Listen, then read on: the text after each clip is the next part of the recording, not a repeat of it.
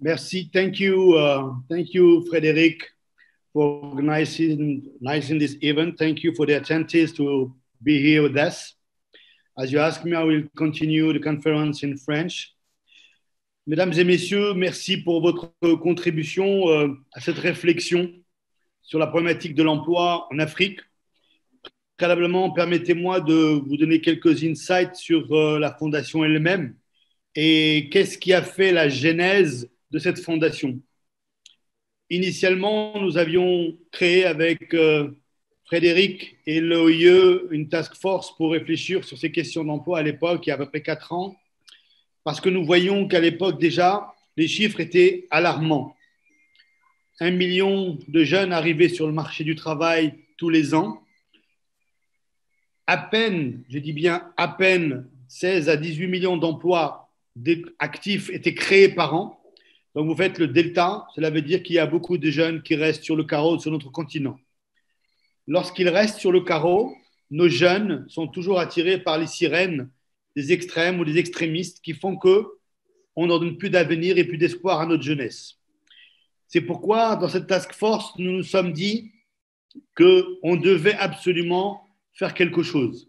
Et ce quelque chose, nous ne pouvions pas le faire seuls. Nous avons d'abord identifié les syndicats, identifier les États et bien sûr les employeurs pour dire comment ensemble on pouvait prendre une initiative sur notre continent pour pouvoir contribuer en tout cas, non pas à résorber, mais à freiner cette autre pandémie qui est autrement plus dangereuse, je dirais, qui est le chômage des jeunes sur notre continent. Je rappelle à cet égard que plus de 70% de la jeunesse de notre continent a moins de 25 ans, ce qui est relativement important. Et ce dividende démographique n'est absolument pas exploité dans le bon sens. La plupart des pays occidentaux nous envient aujourd'hui ce dividende démographique et il nous appartenait déjà à l'époque d'essayer d'en faire quelque chose. Donc, cette réflexion tripartite est l'originalité de cette fondation parce qu'elle s'est fixé quelques challenges importants. D'abord, effectivement, une vraie stratégie volontariste de la part des États en partenariat avec les employeurs locaux et les syndicats. Une réflexion stratégique qui devait mener vers un véritable plan Marshall continental, parce que comme vous le savez, ce plan continental nécessite bien évidemment d'avoir une démarche inclusive au niveau des États, des échanges interpays pour développer la croissance. Parce qu'il faut rappeler qu'il n'y a pas d'emploi s'il n'y a pas de croissance, s'il n'y a pas de croissance, s'il n'y a pas d'économie. Et pour ce faire, il fallait absolument que les États créent les conditions pour aider les entreprises à créer de l'emploi. Le rôle des partenaires sociaux, et cela est un combat, en tout cas c'est mon combat depuis plus de 20 ans, les partenaires sociaux ont un rôle stratégique à jouer dans la création d'emplois puisqu'il faut des réformes. Et il n'y a pas de réforme sans inclusion des syndicats dont on a absolument besoin pour qu'ils soient représentatifs du corps salarial. Et enfin, les États qui doivent aussi revoir leur rôle dans un cadre plutôt de régulation pour laisser les entreprises véritablement créer l'économie et créer la richesse. À partir du moment où on a vu ces défis-là, avec, je dirais, les amis du BIT et les amis de l'OIE, nous avons créé cette fondation qui a vu le jour à Genève sous la présidence de Guy Ryder, directeur général du BIT, de pas mal de personnalités du continent africain, des ministres, et au-delà de ça, des amis qui avaient la même vision pour le continent africain. C'est un continent qui est important, et tout le monde le dit, sauf qu'aujourd'hui, il est temps que face à cette crise sanitaire que nous venons de vivre, que nous vivons encore les uns et les autres, nous avons vu malheureusement l'hécatombe économique. Il faut rappeler que 50% de l'humanité a été soudainement arrêtée. Donc ça veut dire que les conséquences économiques sont relativement importantes, avec des conséquences sur l'emploi malheureusement plus qu'importantes. Puisque quelques chiffres qui circulent, c'est plus de 350 millions de chômeurs d'un coup au niveau international qui ont vu leur travail et leur vie quelque part s'arrêter. Donc la Fondation s'est fixée pour objectif justement de partager les meilleures expériences à travers les pays pour en faire un véritable levier de créativité. Et c'est pour ça que nous souhaitons nous appuyer sur l'Union africaine, qui est l'institution clé de notre continent et qui a déjà commencé à réfléchir sur les questions d'emploi, mais qui aujourd'hui, dans le cadre d'une logique partenariale, on pourra accélérer les choses.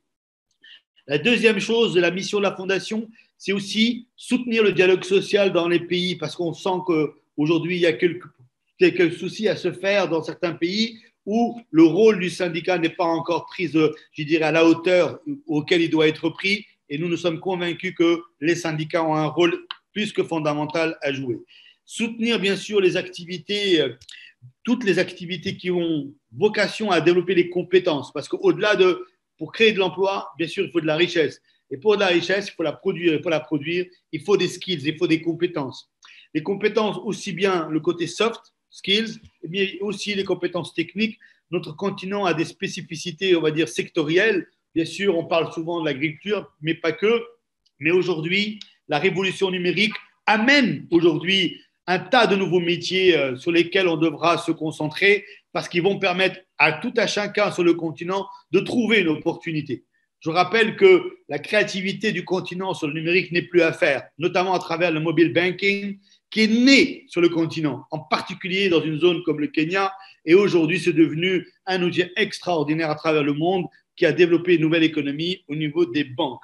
Donc, une mission relativement fondamentale parce qu'elle nous permet aujourd'hui, en tout cas, d'aller un peu au-delà de juste l'incantation. C'est pour ça que notre démarche est totalement partenariale et je remercie encore Frédéric d'avoir initié en tout cas ce premier webinaire pour relancer la mécanique aujourd'hui sur le continent, tout modestement et humblement. Nous ne sommes pas plus intelligents que d'autres. Tout ce que nous savons, c'est que dans une démarche d'intelligence collective en partenariat, comme on dit, on est plus intelligent à plusieurs que tout seul. Et avec toutes les institutions qui sont présentes sur le continent et d'autres partenaires, nous pourrons demain travailler sur 5 axes.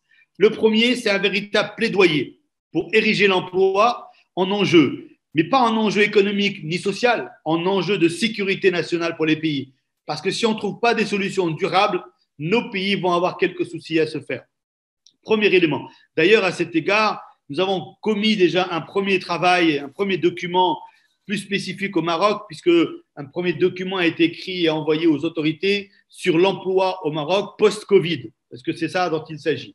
Le deuxième sujet sur lequel on pourra travailler ensemble, c'est comment, ensemble, à travers des expériences pilotes dans les pays, les États, les employeurs et les syndicats mettre en place une dynamique de mobilisation locale pour travailler sur les problématiques de l'emploi, de l'employabilité et de l'entrepreneuriat.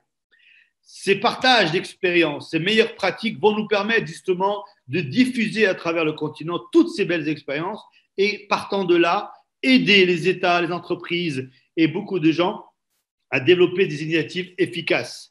Mais pour le faire, il faut soutenir ce fameux dialogue social et cette promotion qui est nécessaire. Voilà, mesdames et messieurs, juste pour introduire ce qu'est la Fondation, quelle est sa mission. Et si vous devez retenir une chose, notre mission, c'est en toute humilité d'être un contributeur à une dynamique de mobilisation de toutes les parties prenantes, de toutes les énergies, pour qu'on puisse apprendre des uns et des autres pour un seul objectif, faire que notre continent puisse revenir, entre guillemets, ou être dans le concert des continents sur le plan économique, social et sociétal, parce que les chiffres de notre continent sont plus que conséquents. Je rappelle que d'ici 2050, la population active du continent va doubler. Nous allons passer de 400-450 millions à près de 900 millions de population active à laquelle il faudra donner un travail durable, une sécurité sociale, etc. Je sais que nos amis du BIT, c'est leur vocation et on fera tout pour contribuer à ce travail. Et donc, cette population active va nécessiter un travail qui doit commencer le plus tôt possible. Et j'espère que, et même j'en suis convaincu, que les réflexions des différents intervenants vont être totalement utiles pour mieux comprendre ce qui vient de se passer après le Covid et surtout comment ensemble on pourra prendre des initiatives après cette conférence aujourd'hui. Voilà, monsieur, mon cher Frédéric, merci encore d'avoir érigé ce webinaire et donc je suis tout à fait à l'écoute de ce qui va se dire. Okay. Thank you very much, Jamal Belaash. You've always been a very strong advocate for the youth in Africa. And ladies and gentlemen, you've heard it from the horse's mouth, as we say. Jamal has always been there. He has pushed for Africa to come together and make youth unemployment in the continent a security issue.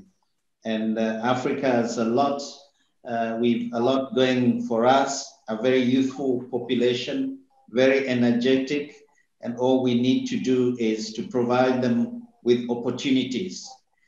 He has talked about the mission of the foundation, and we will reflect further when we will be summing up.